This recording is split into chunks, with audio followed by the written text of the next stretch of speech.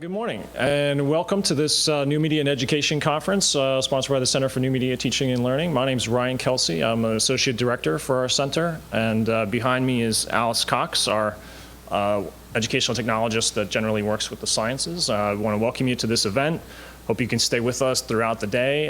This is really an invitation to work with us, learn about what our center does, and hopefully create some new ideas and maybe future projects and partnerships. So hope you enjoy the day, and hopefully you're in the right room for a forest at your fingertips, science education with the Virtual Forest Initiative. Okay, no one's moving, good.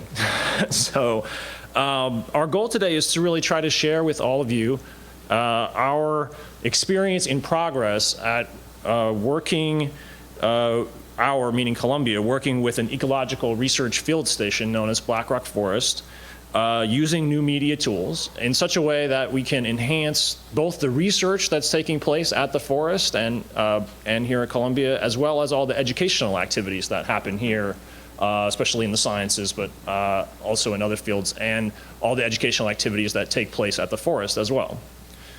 At the same time, we're hoping that this project will serve a growing community of people, both from kind of just the local area near where Blackrock Forest is, but it's something that we think can grow nationally and maybe even globally, as you'll see in the demonstrations and some of the discussion later. And I'm hopeful that even for those of you who are not scientists, that you'll see some relevance to the model that we'll be talking about today, especially if anything that you're doing has a fieldwork component to it. So it's not just about science, but it takes seeing a little bit of the bigger picture in order to make that connection. So we'll do that towards the end of the session. But we need to begin today by introducing you to this very special place known as Blackrock. One shot from Blackrock Forest.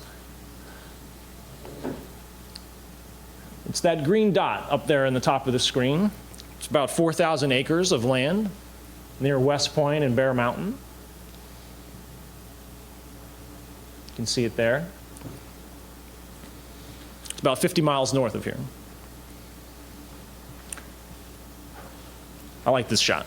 Nice fall scene. This is Sutherland Pond, and Sutherland Pond will be very relevant for one of the educational modules we'll be talking about today. Some people like this map. If you're a hiker, there's all the different trails, things you can hike. And here's some of the local staff that work at the forest. Oh wait, sorry. No, some of the residents of the forest, my mistake. So the forest is operated by a consortium of schools and cultural institutions, of which Columbia is a major part. You can see some of the members here. You'll recognize many of them: Natural History Museum, Barnard, Columbia, many others, Central Park Conservancy. You'll see many others that I'm sure you'll recognize. On the right side are some of the students up there doing some lab activities, both indoors and outdoors, and underneath the solar panels that are up by the Science Center. So the forest is really, the way we like to look at it is as a living laboratory. It's something where scientists can gain an understanding of the dynamic systems of a forest ecosystem, from all the different scientific investigations that are happening there.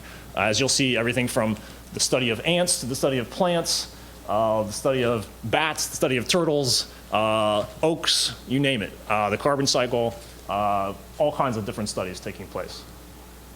For students, it's a place for that very authentic, get your hands dirty kind of first-hand field work. And many students of all ages go to the forest to take part in what are essentially field experiences, sometimes for one day, sometimes overnight, sometimes they make repeat trips and conduct studies, especially independent college-level research projects that might take several months to complete. It's a chance to get that first-hand understanding of what the scientific method is really like, not the kind of cookie-cutter model that you would learn in that traditional science classroom, but how science really works, because you can see all the layers of different kinds of work happening there on top of each other and participate in it yourself as a student. And our hope, of course, is that students that do this will have a better understanding of how natural systems can affect us, how our use of natural resources changes a forest like Blackrock Forest, which is for the most part a very pristine place, but right outside of an urban area. And of course, if they've done that, then perhaps we can hope that the way that they approach civic duties and conservation and those kinds of issues will be affected by the kind of experience that they've had in a forest like Blackrock. So we really would divide Blackrock's kind of core activities into three components. The research side is Columbia and Barnard scientists, but scientists from the Natural History Museum and other consortium members as well, conducting scholarly work in the forest. It's been going on for a long time. There's forest data going back into the 1930s, I believe, and lots and lots of records of all kinds of projects that have taken place that we can take advantage of. One especially interesting bit of research is remote data capture that takes place in the forest. You can see as a ridgetop station and then the open lowland station and these data loggers. What these tripod devices do is allow scientists to record every second of every minute of every day the weather conditions in different places throughout the forest, and then communicate that data on an hourly basis back to the Forest Science Center to be saved and recorded and archived. And that can be really interesting both for, again, examining how a watershed area like Blackrock Forest is affected by weather events, and that can get translated into classroom activities as well for students to do. They're powered, by the way, by a little solar panel and a small battery that's associated with this as well. It's just one example of things that are happening there, and you'll see how this data gets used in a Columbia activity that we're doing through our work with Kevin Griffin. So you'll see that in a little bit. I mentioned the Science Center is where the data gets translated to. The Science Center, Center for Science and Education, is actually an experiment in and of itself. It's a green building, generates a lot of its own energy, and students can come and actually learn about how that works as much as they can about the field work that's actually taking place as well. And you can see it from the outside, as well as the schematic about all the different rooms that are available in there. So as I said, students are doing field trips, independent student research, and they can also stay there. There's a lodge. And so students stay overnight. And there are many conferences that take place. I apologize, these pictures are a little bit dark, but you can see a conference of people getting together here in the lodge. A lot of times teachers get together to think about how to make best use of the forest and think about what kind of activities that could be conducted there. And in general, on the community side, our hope is the people that come there, whether they're coming to hike or hunt or just use the general activities of the area, can also be exposed to some of the things that are happening on the science side, on the research side, on the education side too, if we can figure out a way to make these three parts of the forest work together. So why is the Center for New Media Teaching and Learning involved in this? Well, here's where we have to be do some full disclosure about our relationships with that, with the consortium. It turns out that our executive director, Frank Moretti, sitting in the front here, is the board president of the Blackrock Forest Consortium. I'm a board member myself. And we've actually been connected to the forest for a long time. How many years for you, Frank? 28. 28 years for Frank, 10 for me. And so we've been experimenting in small ways with the forest for over 10 years now in terms of how we might use digital tools to enhance the experiences that are happening there. But really, the foremost reason is that we have Columbia faculty partners doing educational activities and doing research at the forest, and they want to put these two things together. They want to see their research work happening at the forest find its way into their classrooms. It'll make for more authentic learning experiences. And it might also help them rethink how they do some of their research, if they're doing it well. So we are thinking that there might be some unique opportunities here for thinking about how a science forest, if you will, can be translated into something that can really help both students and teachers, researchers, and the general public. So that's the premise. But how can we do that in a way that's not about just replacing field trips or trying to take away any of the great experiences that I've already described? We're not talking about the students who are going up there and getting their hands dirty, doing that any less. In fact, we're hoping that it actually would make it happen more. That a teacher coming to the forest before they show up might do a prep activity that uses some online tools in some way. Or that after a field trip, you might be able to keep the conversation going and start connecting it back to some of the other things you're doing in your class by using an activity that takes place to some degree online or uses some of the data coming from the forest in some unique way. So can we do that in a way where we can actually make a framework that will support all three of our interest groups?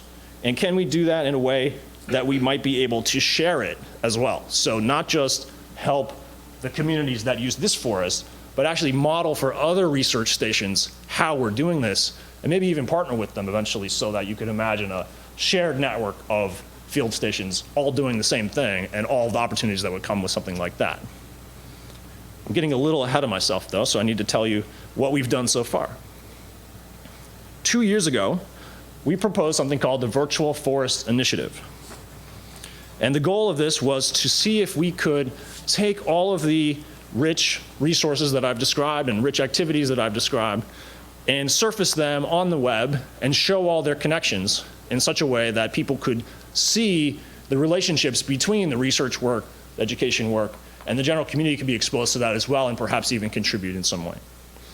And our initial goals over these last 2 years were to really focus on exposing a small number of the research projects that we thought had the best potential to affect classrooms, and to actually design some exemplary educational modules that would showcase that data and how to best use it in especially higher education situations. But we'll also be talking about secondary ed a little bit later. Finally, we were hoping to put that into a portal environment of some kind so that all the different user groups could see and have different angles or access points into that material in such a way that would make sense to them, but expose them to the areas that they're not familiar with at the same time. So a big part of that, of course, was a collaboration that we did with another center here at Columbia, the Center for Digital Research and Scholarship. I know we have at least one person in the audience from there today, who really helped us think about the data cataloging that had to take place in order to get that work in shape to be used educationally, and that's no small endeavor, so we want to make sure we acknowledge that. So for the rest of the hour, what we're going to do is get into some of the details of the particular educational modules that we designed and tried with some students, and then we'll look at the portal and kind of zoom out and do a larger vision towards the end. So Alice is now going to come up, and she's going to show you 2 of the modules in some detail, mention the other 2, and then I'll be back to talk about the portal. All right? Thank you. Good morning. Let's see. So here are our 4 modules in a snapshot that I'm going to be discussing. So I will be addressing specifically how Columbia classrooms make use of Blackrock Forest data and what students learn about in the virtual forest learning modules. Our team of graphic designers and developers built these modules to be used by students in a course laboratory context. The modules focus on specific scientific concepts and are used as part of a graded student assignment, such as a problem set or a lab report. And here's a matrix and in a snapshot of what we've worked on so far. We've engaged a variety of faculty, including Terry Ann, who's in the audience here today, Kevin Griffin, Hillary Callahan, also at Barnard, as well as Terry Ann, and Matt Palmer. They're associated Blackrock data sets that the modules are built on top of, their learning objectives, and the course, the name of the courses that used the modules in the last couple of years. So our portal and modules are only as good as the data and metadata. It's through our collaboration with the Center for Digital Research and Scholarship that we were able to embark on a major exploratory data cleaning and metadata generation effort. What we did was basically take Blackrock raw data, created educational data sets for use in the modules. Cedars created a database, and through the help of Blackrock Forest staff and other research scientists, Cedars built a functional data storage house that our learning modules access. And looking towards the future, we're working to expand workflows to include additional data streams for future modules, and also to basically complement what we have now in our current modules.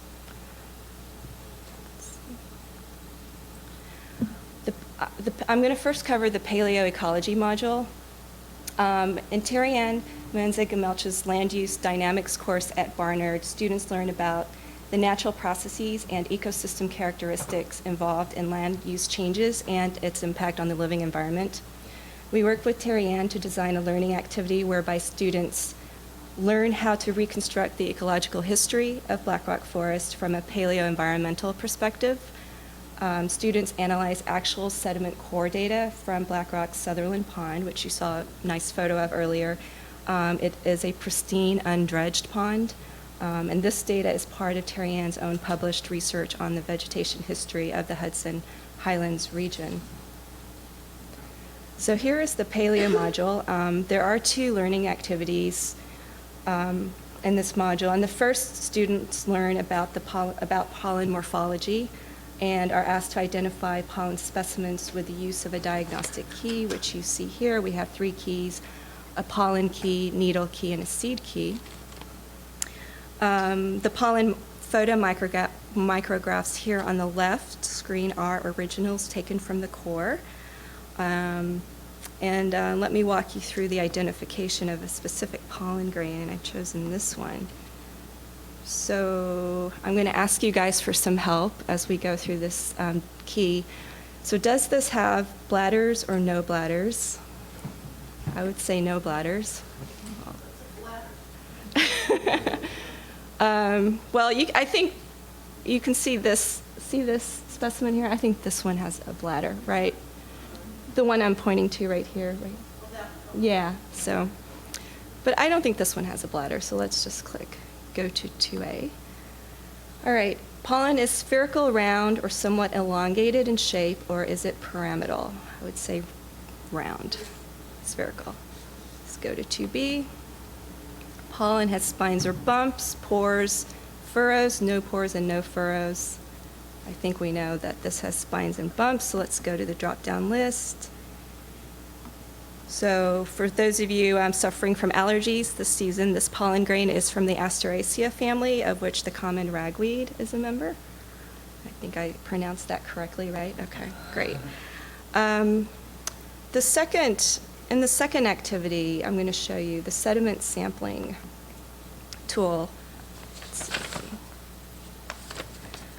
So what does the sediment core or the pollen record tell us about the climate change in the region is the objective of this activity. Students sample the sediment core and collect pollen data. As you can see, the top of the core represents the bed of the pond, and it represents the recent vegetation history. If you can go all the way down, traveling down the core is a way to travel back in time, so to speak.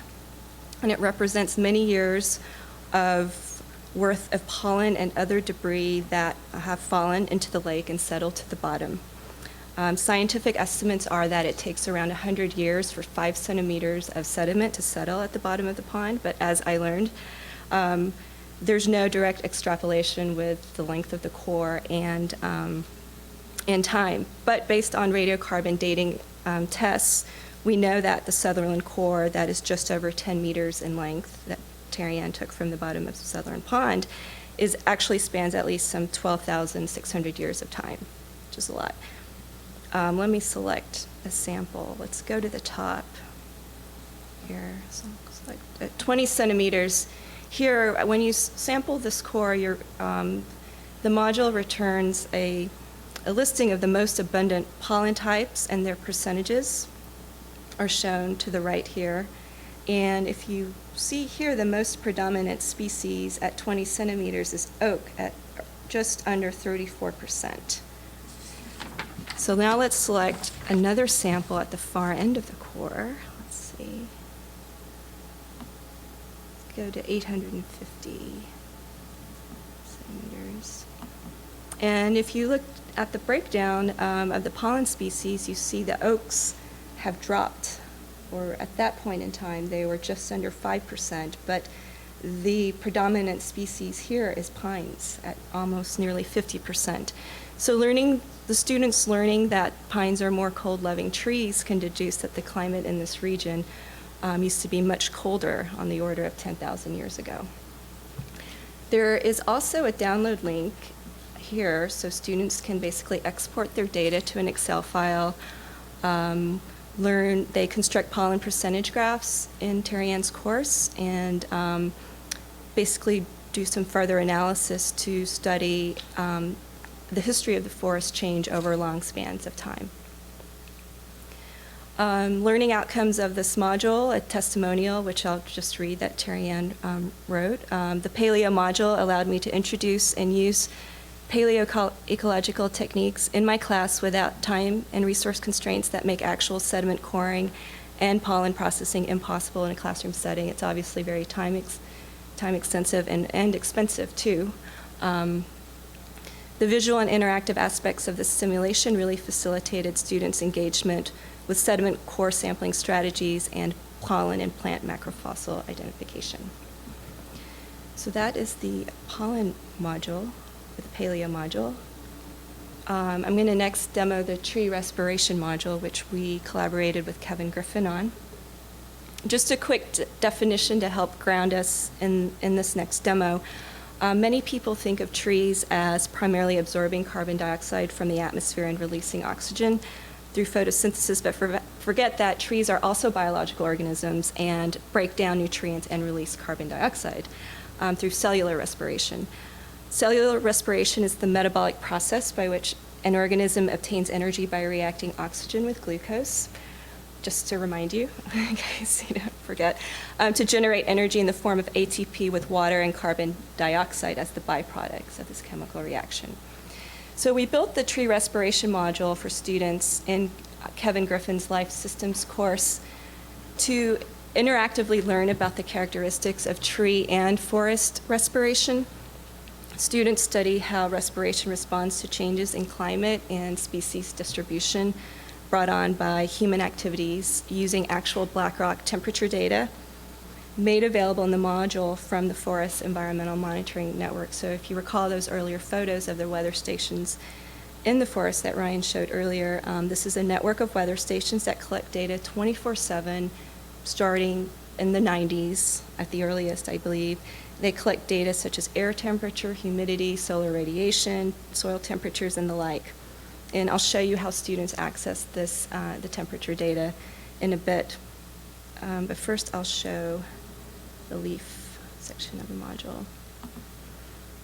So to illustrate how respiration is strongly regulated by temperature, students first learn that plant respiration is measured as carbon dioxide flux from the surface of a leaf.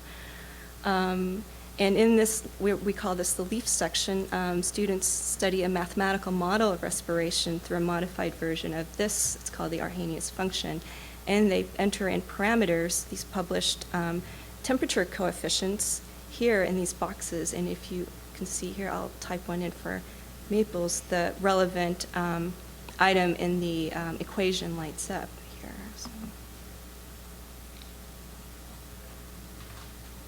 So it's an interactive graph. You can add more species here.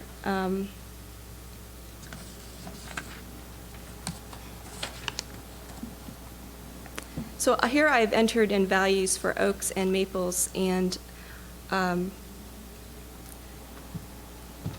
as students play with this module and add additional species and maybe put in their own temperature coefficient values, they can basically get a better sense of this function and how it translates to actual cellular respiration processes.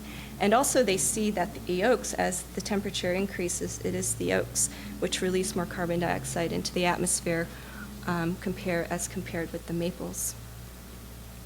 So just to step back and think about the learning goals of this module, Professor Griffin's pedagogical scope is to expand the students' understanding about energy and metabolic processes at the molecular level to the organism level, to the tree level.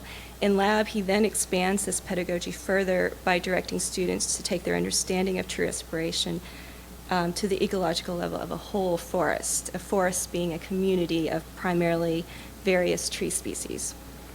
So what can changes in species composition and temperatures tell us about the amount of carbon dioxide being released by a forest? Well, here we have the canopy section of the module. And this is a place where students can construct different scenarios. And I will have to quickly type in. My first scenario is a forest of all oaks. So let me go in here and type in all oaks. say the forest is 100% oaks here.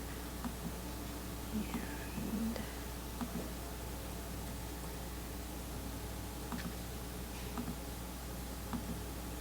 this is a lab assignment, 3-hour lab, and a lot of these values are discussed in the course, and some of these values are given to the students to test out first. So here's a scenario of all oaks, but let's say, well, what happens if we have a forest of all trees? All trees, all maple trees. So let me add that scenario. Here. 100% trees, maples.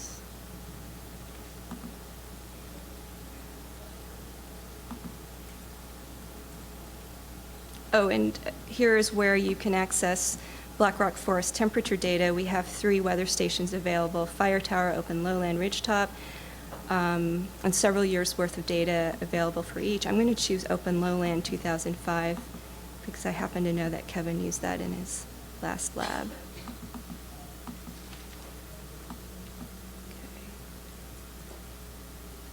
Okay. Great. So that's less seasonal respiratory carbon release for a forest with all maples, which shouldn't be too surprising given what we've learned in the LEAF module.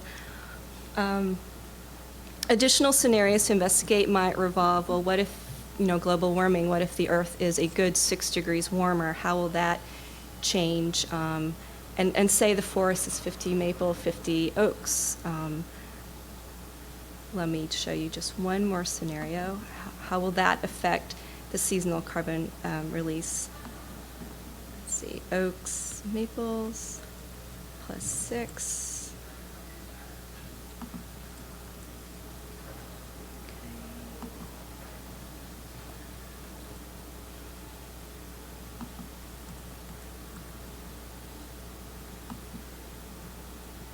I'm going to add another species. This will be my maples.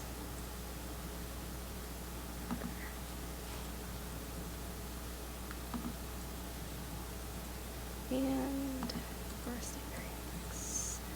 Make sure I select the right temperature data set.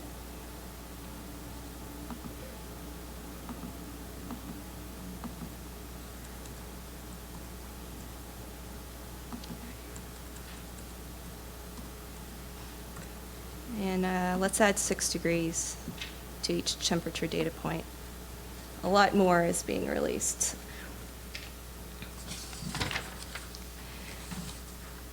So in summary, this module provides a means for active engagement with the course concepts and materials. Students can select their own data sets, develop hypotheses, build and compare scenarios, and develop predictions from an ecological system standpoint of a forest in order to test their understanding of the environmental drivers of respiration. And everything can be exported, their parameters as well as the graphs, for presentation in their lab reports. So what do the learning outcomes of this module afford? Generally speaking, organizing a single workable data set for students to use is a cumbersome task to generate and maintain, much less several years worth of data. So developing an online module which has ready access to a range of climate data deepens the level of examination possible by students, and the fact that it's live research data and it's coming from a place just 1 hour north of the city is powerful. Also, previous renditions of this lab have been in large Excel files with embedded data sets, so students are basically presented with a file with thousands of rows of data and complicated macros. In this online format, students are able to select their own data sets by year of interest, and they no longer have to grapple with organizing large amounts of data in order to complete their exercise. So the last 2 modules that I'd like to cover, just briefly, cover forest sampling techniques. Work on the forest sampling simulator is underway with faculty partner Hillary Callahan at Barnard for her class Laboratory in Plant Evolution and Diversity. And through an interactive map-based interface, students lay out transects for performing a sampling method called point quarter method. These are actual Blackrock forest trees from the long-term misery plot, Mount Misery plot. Species height and diameter data is reported for each tree and saved for further analysis and data visualization in the module. Professor Callahan uses the simulation to enrich and expand upon her lab assignments on quantifying abundance, diversity, and similarity from forest tree data. The simulator basically gives students the opportunity to grapple with decisions that come up in field collections. So for instance, in this example I'm showing you here, here's the transect, and in each quadrant, students select the nearest tree. And when you select that tree, data about that tree is entered into this spreadsheet to the right. What if there was a situation such as this tree? Do we count it twice for quadrant 7 and 9, or do we ignore it once? Do we move on to the next nearest tree? These are questions that students grapple with in the field. They can practice and basically try out different decisions using the module and see how their density and diversity calculations change based on their decisions. In the future, the module will also allow students to sample across several years' worth of data from Blackrock for a given transect. And given that we have over 70 years' worth of tree data from the Mount Misery plot, that this could be a very powerful lesson for the students. The next, in Matt Palmer's Forest Ecology course at Columbia, students are introduced to field techniques and ecological inventory. The learning objectives of this module are to teach students how to perform an accurate ecological inventory and learn what sampling reveals about the overall species composition of a forest.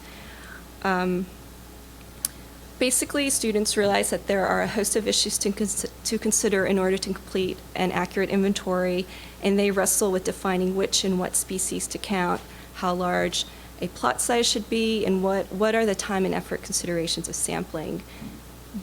You probably wouldn't have a full year to go to a forest and count every tree. So what kinds of techniques can you, what kinds of sampling techniques can you use to be able to strategically sample a forest? And this is based on oak forest data from the forest, and this photo here is just a little schematic showing the plots, the oak plots that this module is built on top of. So in our sampling design and optimization simulator, students design a sampling run by selecting a variety of parameters, such as here, number of plots, the shape of the plot matters, circle versus square. Do you do a grid of plots? How big should the plots be? And they hit calculate. After their run, the module returns the statistical indicators that reveal the accuracy of their sampling design by comparing their sampling run, which you see here. Here are the results for my run, and with stats from the actual forest data, as well as other information such as the time that it took to sample, and actual forest tree species information and sizes are returned for further analysis. And everything is downloadable into Excel files for further work. So that completes my demo of the virtual forest modules.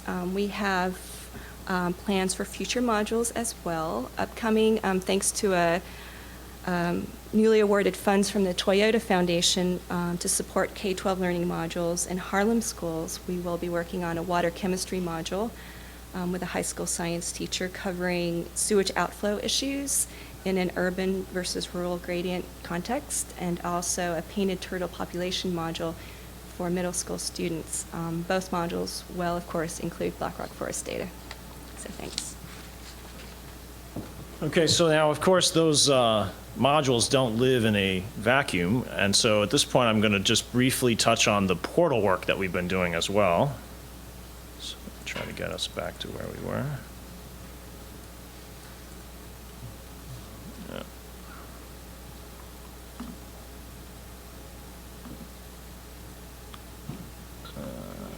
Oh, yeah, I pressed the wrong key. There it is. So this is our portal, which is just a prototype at this point. But the idea is to contextualize those individual modules that you've just seen into an entire system of work that's taking place at the forest. And so I'll just do a quick demo of how this works, and we can take it from there. Just to start with something familiar, for example, we were just looking at some educational modules, so let's go into the educational tools area of the portal. And from within there, you can see highlighted the paleoecology module, but if you want to see all of them, you could hit the learning activities area.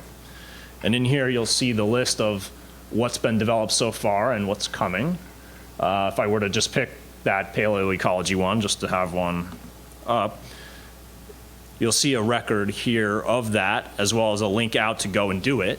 And so this is a way of pushing out what we've done in an organized way so that any teacher anywhere could use this if they wanted to. But we're relating it to other things happening in the forest at the same time. So we talked about how there was a scientific data set of a sediment core that was related to this module. There actually is a literal core that Terry Ann, who's sitting up here up front, actually took and sampled. Well, over here on the right, you can see related data sets. So this would be something that might be more relevant for a researcher, but as a teacher, you might want to show it just to have your class see what this is like. And as a researcher, isn't it great to see how your research isn't just going into publication, but is also contributing to somebody's educational experience? So here's the data set description, as well as the actual data files and the kind of catalog metadata information that's associated with that data set. So we can actually download the entire raw work that Terry Ann did on that sediment core right from here. Now, again, if we wanted to keep playing out the connections, we could click on Terry Ann's name and see what other things she's done at the forest if we were familiar with her work. Or we could use the keywords and categories at the bottom to navigate to similar disciplinary kind of work that we found interesting. Or you can use the map as well, which is shown here and indicates some of the general forest facilities as well as where that Sutherland Pond is. And we could get to the data set via the map as well. But if we were a researcher, as opposed to an educational person driving into the educational lens, if we go into the research area, that's where we'll start from. We'll start from the research work that's taking place, but we can make similar connections back into the educational activities. So Alice briefly showed the Oak project, which is a very large, long-term project going on where the forest is experimenting with, well, what happens if some of the oaks are removed? How does that affect the ecosystem in some way? But if we want to see all the research projects, again, I can dive in here. And in fact, we have the basics of a faceted search, for those of you familiar with the sort of librarian lingo of this. And you can see we have 79 different research projects that are so far in here, at least in record form. We have not populated all of the different data sets. As Alice mentioned, we have a fairly large cleaning and managing bit of work that we have to do in order to actually make all the data accessible, but that's something that will continue to be a work in progress. But it's quite obvious. You can see how you could search on the side for, well, I'm just interested in all the different animal studies, for example. And if we search for that, this set of 79 gets reduced down to 39, the 39 that have some clear animal link. So we can see all kinds of things, amphibians, bats. One of my favorite ones is the slave maker ants and their hosts is a particular kind of fun research project that you can find out more about through this site. But speaking of amphibians, we have one other angle for this site, which is meant for people who are looking maybe from the outside and don't have a clear kind of educational purpose when they visit the portal and aren't necessarily a researcher, but would like to see maybe from a community side or just as a public visitor, well, what's happening and how can I see how this is connected? Alice alluded to the fact that we were going to be doing something with turtles soon. We actually have a little story here. We call them forest experiences or forest stories, describing some of the painted turtle work that's taking place. And in fact, we have a short video here, which I'm just going to show 1 minute of to give you a sense of being in the forest. Since we haven't done that yet, we've been talking about it and showing pictures, but to see it actually in action a little bit would be fun. So let's do that real quick. I'm going to skip up to turtles are mostly carnivorous. They like to And this is Bill Schuster, the executive director of other Blackrock animals Forest. from their environment primarily. So we use one type of trap, and we use food to draw them in to this Talking about turtles. hoop trap here. We open up a can of sardines or cat food, place it inside the trap, and put it into their environment in the water. The oils then spread out through the water, and the painted turtles go crazy. They try to find that source of food. They home in on the trap, they swim all around it until finally they can find the way into the trap through this funnel-shaped area right here. They go in, have themselves a nice free salmon lunch, and then try to find their way out. They go all around the outside, trying to find the exit, and almost never can they find the way back out through the funnel. So that way we can capture a sample of the population. The other way we sample the population is through basking. Turtles are cold-blooded organisms. They mimic the temperature of their environment. And to be able to have enough energy to be active, to feed and reproduce, etc., they need to find sun and bask. So we put these basking traps out into the water. Well, I think you get the idea. So we're doing sampling techniques, measuring kind of what are the population dynamics of these turtles. They're actually in 2 different places in the forest, and you can see that if you look at the map. Those 2 green stars representing the 2 main places where you find turtles in the forest. So hopefully from this you can see how we're structuring the portal and to grow it over time in such a way that all different aspects, the community angle, the research angle, and the education angle, are all displayed in a way and networked such that all those different interest groups can benefit from seeing all the connections that are available in the portal. And we're hopeful that this will scale very well so that, you know, a secondary school teacher can use it before their class trip or after their trip. A college professor who's doing a research study up there can share their data with their class or make use of a module that we put together. And we're scouring the campus for people to do more things that we haven't done yet as part of the forest experience. And that can go beyond scientific work as well into some of the historical things that have happened at the forest over the years. Just based on its location, you could probably go back in time and imagine what must have been going on there, you know, during revolutionary times or up in, you know, more recent times. But just to reinforce all this a little bit more, we have just a moment to have a couple comments from the actual executive director of Blackrock Forest. You saw him virtually, but he's actually here with us up front. So I'm going to ask Dr. Bill Schuster to come up just for 2 minutes just to give his comments about how the virtual forest has impacted the way Blackrock Forest thinks about its work and what we might do going forward. So, Bill, please.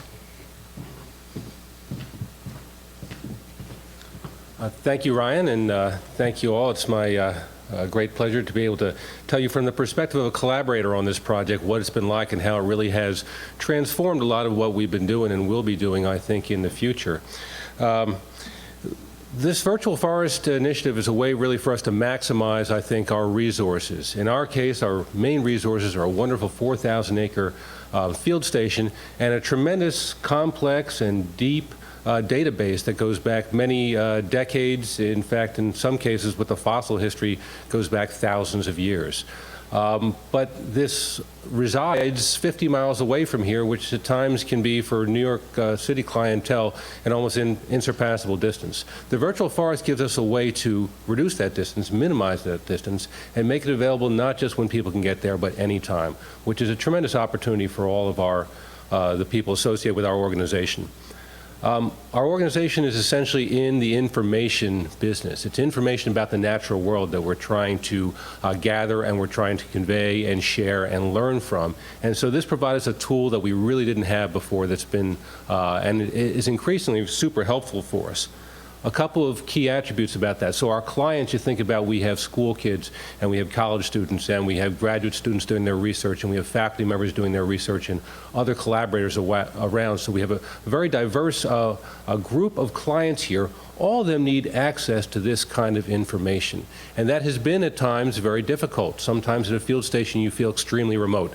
This is a way of putting the forest and that information in a very accessible format. So there's a major benefit there. Second, nowadays especially, interactivity is hugely important. So our clients are not just one-ended receivers of information, but there are participants in it as well. And this is a way for them to be interactive, for them to collaborate with it, to move beyond a static information portal to something with which they can actually interact and contribute to as well. A third idea is it just opens up new realms of opportunity and possibility which we're just beginning to scratch the surface of. So, for example, these new digital tools that the center has been able to develop, brand new ways for students to be able to look at the data, to be able to organize them, model them over time, actually creating opportunities for them to create new information by comparing different data sets that might not have been possible before. So new realms of opportunity that really help to empower our clients. Secondly, it also allows additional comparisons across sites, not just within the forest, but with other research stations around the country, other types of ecosystems, to really understand the similarities and the differences between different ecological systems across the country is a great opportunity provided here. And another benefit as a client, it's actually reduced or is reducing over time our need for staff to be able to service this information function, because now it's available in a place, it's organized, it's got the collective metadata or data about the data that are already there, and it actually reduces the amount of time that our data manager needs to interact with other people. So it's profoundly affecting the way that our organization operates over time. So from a collaborator's standpoint, it's been tremendous. And I think that really, as we move forward through time, this is the way that field stations and organizations like ours around our nation need to be thinking about organizing, about changing the way we do things in a way that will be open up brand new areas of both collaboration across sites and organizations and new levels of creativity. So it's been terrific to have been involved in this and to see it progressing. So, Thanks, Bill. Yeah. So before we wrap up, I just want to show you where we're headed next.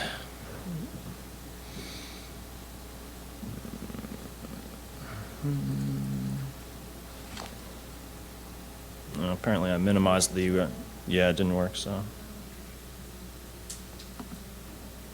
Here we are. So this graph just briefly shows kind of where we've been and where we're going with the project. As I mentioned in the beginning, we've been doing this for about 2 years with a big focus on exemplifying the research and higher education aspects of this. And then recently with some Toyota money, as Alice mentioned, we've started doing some secondary school work. And the community work is going to be following shortly. But our big target is looking in a kind of 5-year time horizon to get funding support from National Science Foundation and other places to really try to scale this, to do all the grunt work, to be blunt about it, it will be necessary in order to really populate the portal with the comprehensive set of work that's being done there. And that means getting all the different consortium schools involved in terms of all the different classroom lessons and work that they're doing, as much as the work that's happening at Columbia. So that's sort of the next target that we're aiming for. And we know, as Bill alluded to, that there are other field stations, of course, across the country that have similar goals. And so one of the NSF funding opportunities is explicitly looking at that kind of possible partnership between neighboring ecosystems of different types. So one way you might think about this is imagine that environmental monitoring station that's in Blackrock, this one here, being in a way networked to one that's in New Mexico, and that one connected to one that's in Alaska, and another one in a bay in California or off the coast of North Carolina, for example. And that if we could network these together, we create new opportunities both for researchers and for educators to do comparative analysis kind of work, which is possible now, but takes a lot of legwork to kind of manage all those connections and think about how it would actually come together. There are a lot of potential partners. This is just one network of an organization of biological field stations, of which Bill is a major member of. So there's a lot of potential people we could get together with to do some of this work. So just to broaden out a little bit further, we actually are looking at a couple different networks. I mentioned the map we just saw is the Organization of Biological Field Stations, but there's other networks, including the National Ecological Observatory Network and long-term ecological research groups as well, that all have this same kind of goal in mind. Some are more research focused, some more have the education element that we're looking for more than others. So this is something that's top of mind and that needs to happen across the country. So we're looking forward to trying to be a leader in that as best we can. If we can do this well, I think we can do, quite a contribution to the way that people think about ecology education, but we don't have to stop with ecology either. you could imagine, and here's where the sort of non-ecological piece comes into play. There's people doing field work in urban settings too. Sociologists having students go out and use census data to study groups. This map on the bottom right is something a student made in a sociology of religion class in Manhattan, where they were studying locations of various religious institutions and how they can move over time and how the populations track to that. The upper left is a graph of particulate matter, so looking at the atmosphere. You can imagine engineering classes doing this kind of work. So we don't have to stop in just thinking about ecology, but you could imagine instead of a virtual forest initiative, virtual city kind of initiatives, or even just broader, putting all of that together into a context that would allow for kind of, as Alice alluded to with the secondary school example, these sort of urban-rural gradient kinds of tests or activities that could be done as well. So to me, this just means that we've only just begun, because while we might be focusing on ecology, and it's going to be a major multi-year endeavor to get that done, we have a lot of potential for people who want to do similar frameworks in other disciplines, and we'd love to have those kind of opportunities through the faculty here who are doing that kind of work. You're sending your students out, doing tours of the neighborhood in some capacity, or you're doing something where you're having folks interview people in the city. You could imagine collecting that data in such a way that we could organize it in a similar framework and make it accessible to other cities where there might be colleges doing similar things. And so with that, I think we'll end, because we want to have adequate time for questions. So at this point, we're going to just move the chairs so that Bill and Alice and myself can kind of all be arranged here. But if people have comments, questions, please, let's move to that phase. Thanks very much.